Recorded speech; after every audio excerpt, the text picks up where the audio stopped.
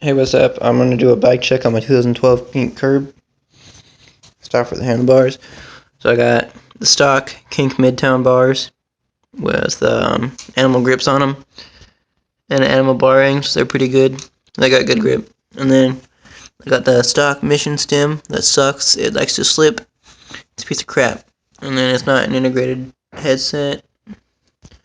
And then I got the stock Kink Volt forks. They've done me well. And then I got the stock rim, stock hub, and then it's got a 210 FAF Tamwall tire. It's pretty good.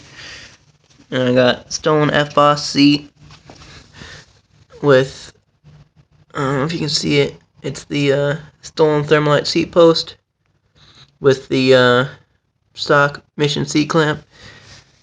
And then I got a pair of 3-piece cranks, Verde, and an Eastern chain wheel on there, and then purple KMC chain.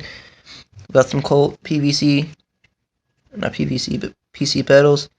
They're pretty good. And then I got a V2 Alienation Free Coaster laced to a black sheep rim with another FAF Tamwall. It's 195.